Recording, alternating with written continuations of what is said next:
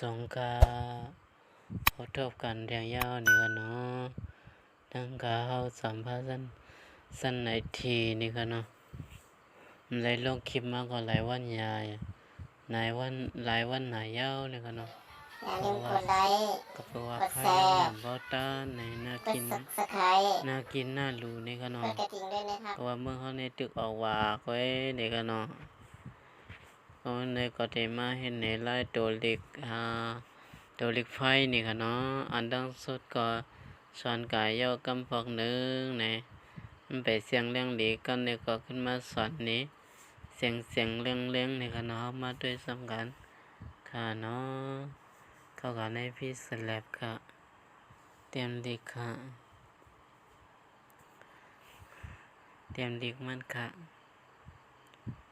เตรียมมาคือก่อนเลยค่ะเอากังใส่ว่าค่ะได้หักเมืองแนวเตรียมมาได้ยันเมืองเนี่ยกันได้หักเมืองแต่ว่าได้หักเมืองก็ซ้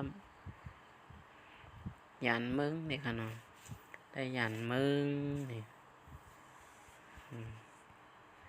เห็นในผงเตียกมันก็กันนะโดเฮ็ดซ้ำเขาให้มันเหมือนเขาก็เลยให้มันโดเฮ็ดซ้ำให้มันเหมือนดีๆก็เลยค่ะ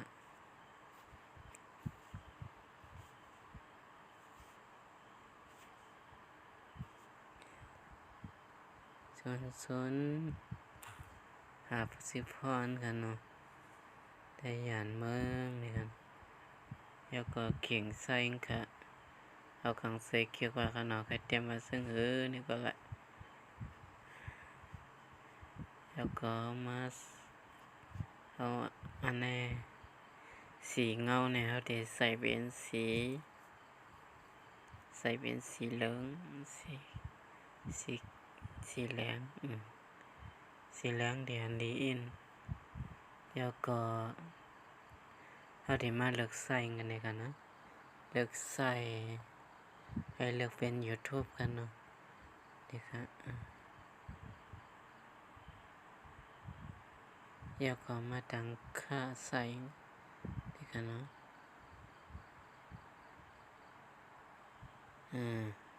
แล้วก็เซฟค่ะ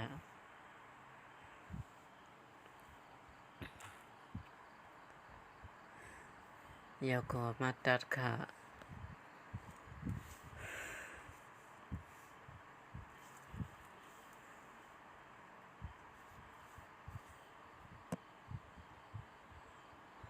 ตัวเล็กไฟตัวเล็ก LTE นี่ค่ะเนาะ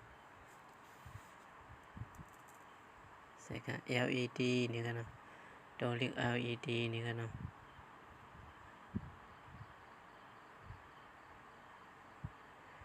ก็ยันในก่อนบ่เลยเฮ็ดคลิปก็ก็เพราะว่าบ่ตัน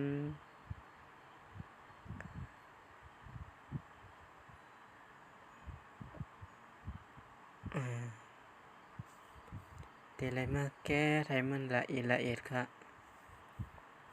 ตาไทยเข้มกันเนาะ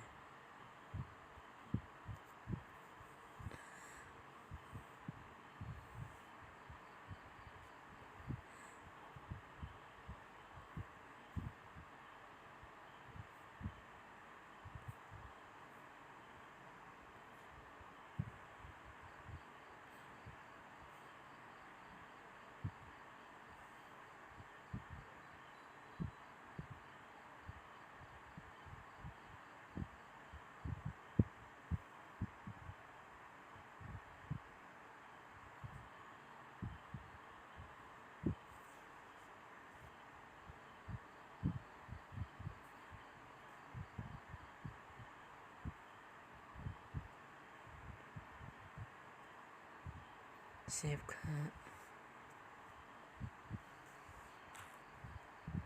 เข้ามาในกันเนาะคายมัตเตอร์นี่กันเนาะตัวตัดต่อนี่กันเนาะคายมัตเตอร์นี่กันเนาะเข้ามาในค่ะ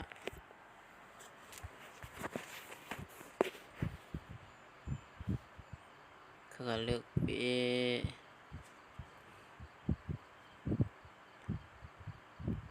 วิดีโออันมันอันตั้งค่ะ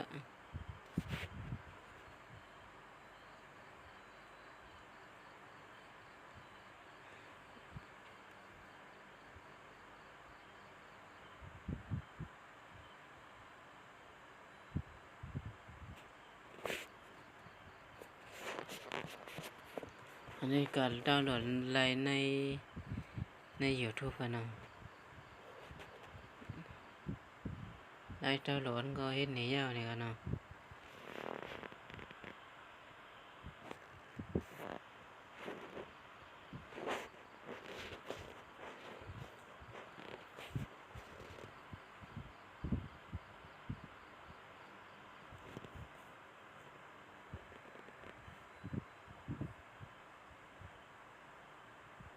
นี่กันนะ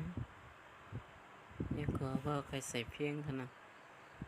ดีเลยใส่เพียง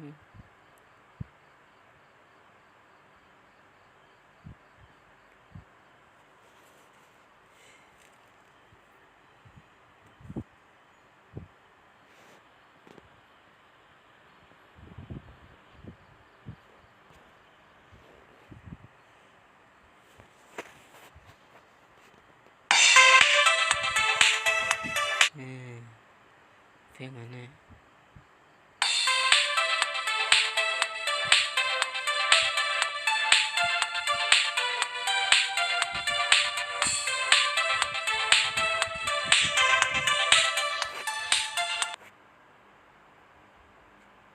เดี๋ยวก็ว่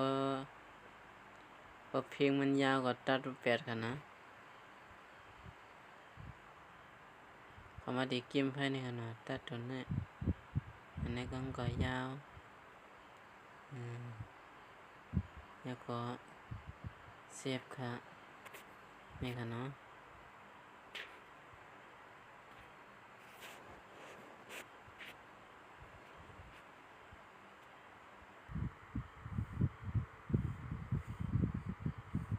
เป็นอันยันยี่เย้าหยาเย้าเนี่ยค่ะเนาะก็ในมาด้วยในวิดีโอกันนะ